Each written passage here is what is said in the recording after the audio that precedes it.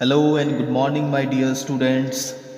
कैसे हैं आप लोग। आशा करता हूँ आप लोग स्वस्थ होंगे और अपने घरों पे विराजमान होंगे। प्यारे बच्चों, लॉकडाउन का सेशन चल रहा है और इस लॉकडाउन में बहुत सारे विद्यार्थियों की ऐसी मनोदशा रही है कि सर लॉकडाउन है, पूरा भारत लॉकडाउन है, पूरा विश्व में कोरोना नाम के महामारी की प्रचंड पराक्रम देखने को मिल रही है। तो इसमें हम स्वतंत्र रूप से पढ़ाई कैसे कर पाएं। प्यारे बच्चों, आप लोगों को नियमित रूप से समय पर आपके पाठ्यक्रमों से आपको परिचित कराया जाए, आपको ज्ञान प्रदान किया जाए। आपके घरों पर रहते हुए भी इसकी भरसक प्रयास हम आचार्यों की, हम टीचर्स की रहती है। प्यारे बच्चों, आप जिसे स्वतंत्रता कहते हैं वह स्वतंत्रता असल में है क्या, इसे यदि आज आप जान लिए तो सही मायने में आप एक अच्छे और उत्कृष्ट बच्चों की श्रेणी में आ जाएंगे। प्यारे बच्चों, स्वतंत्रता का अर्थ है इस स्वयं को जानने से जो जीवन उपलब्ध होता है उसका ही नाम स्वतंत्रता है। प्यारे बच्चों, स्वतंत्र होना इस जगत में सबसे दुर्लभ बात है। दुर्लभ यानी कठिन बात है। स्वतंत्र वही हो सकता है जो स्वयं को जानता हो। प्यारे बच्चों, आप सबकी यह मनोदशा होती है जो सर मैं तो खुद को जानता हूँ, लेकिन असल मायने में प्यारे बच्चों जब आप अपने आप को देखोगे तो पाओगे आप कौन हैं, आपकी क्या कार्य है, आप किस उद्देश्य से इस धरातल पर आए हैं। इस चीज को जानना ही स्वतंत्रता कहलाती है। जो स्वयं को नहीं जानता हो तो उसे हम स्वतंत्र नहीं कहेंगे। वह परतंत्र हो सकता है या स्वच्छंद हो सकता है, लेकिन स्वतंत्र नहीं हो सकता है। तो असल मायने में अगर आप स्वतंत्र होना चाहते हैं तो प्यारे बच्चों आपको खुद को जानना पड़ेगा, और खुद को जानने में आपके गुरुजनों की काफ़ी अहम भूमिका है।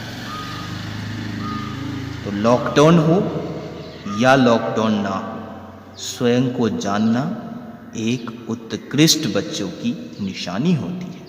आइए बच्चों, आज के इंग्लिश क्लास में हम लोग जानेंगे आज के एजेंडा ऑफ द डे के बारे में।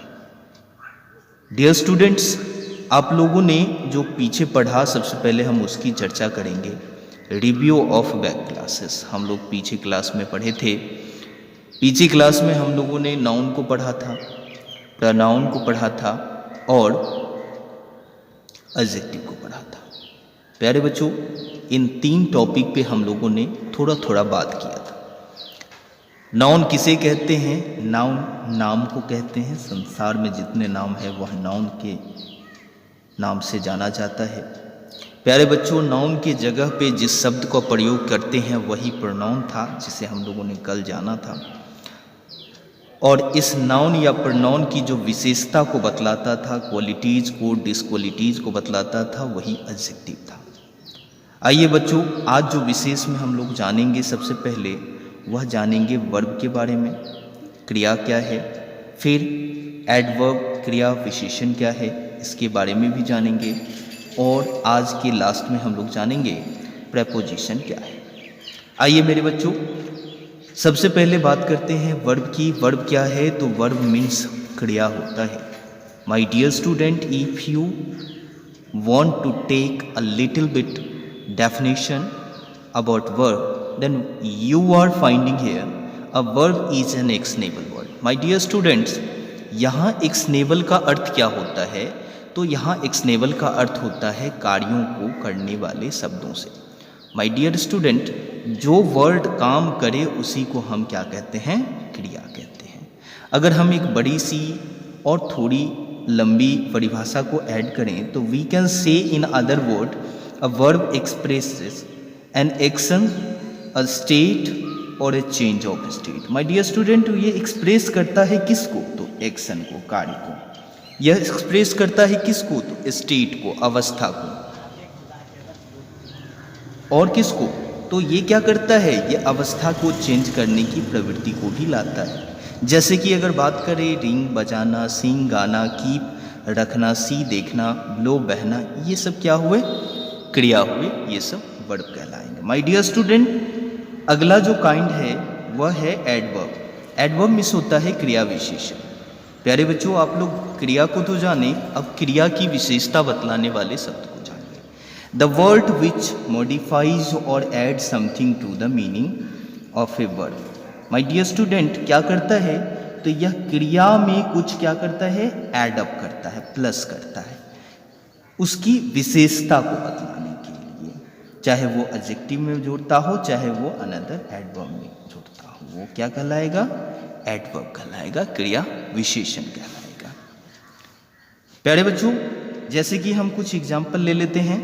Ramesh runs fast. My dear student, यहाँ पे जो फास्ट आया है वह किसकी विशेषता बतला रहा है? तो रन्स की विशेषता बतला रहा है। मतलब कहना ये है जो रमेश कैसे दौड़ता है?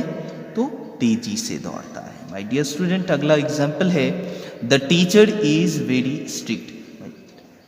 स्वाभाविक है, टीचर को थोड़ी स्ट्रिक्ट होनी चाहिए बच्चों को अच्छी शिक्षा देने के लिए। तो यहाँ स्ट्रिक्ट वर्ड को किसने मॉडिफाई कर दिया? तो ये कौन कर दिया? वेरी ने कर दिया। इसलिए वेरी क्या है?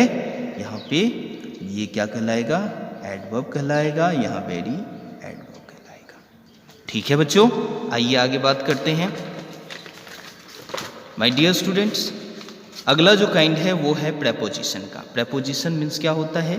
संबंध बतलाने वाला शब्द। एक ऐसा शब्द जो यह बतलाए कि किसी दो शब्दों के बीच में क्या जुड़ाव है, क्या लगन है। The word which is usually placed before a noun और प्रोनाउन, जो नाउन या प्रोनाउन के बीच में प्लेस हो, किसके रूप में? तो ऑब्जेक्ट के रूप में, वही क्या कहलाएगा?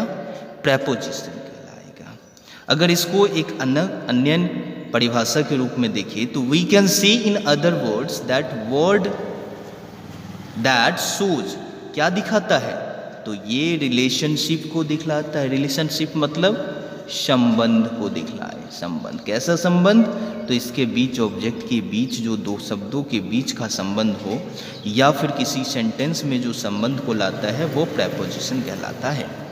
आइए बच्चों, इसको थोड़ा हम एग्जाम्पल के तौर पे देखें। यह एग्जाम्पल में जैसे कि एक हमने लिया, she gave the book to me, वह हमें क्या देता है? बुक। तो यहाँ टू ने आकर के प्रेपोजिशन का काम किया, मतलब बतला रहा है उसके और मेरे बीच में देने का संबंध है। आई जम्प्ड अप द टेबल्स, यहाँ अप क्या है? एक प्रेपोजिशन है जो यह बतलाता है कि क्या संबंध है। ही placed his bag on the table, यहाँ ऑन क्या है? एक प्रेपोजिशन का। प्यारे बच्चों, अभी छोटी छोटी वीडियोज बन रहे हैं जिसमें आप समझ रहे हैं। आने वाले दिन में हम बड़े से बड़े वीडियोज बनाएंगे। आपसे रिक्वेस्ट है आप इससे बार बार रिवाइज करते जाएं, देखते जाएं और आगे सीखते जाएं। धन्यवाद।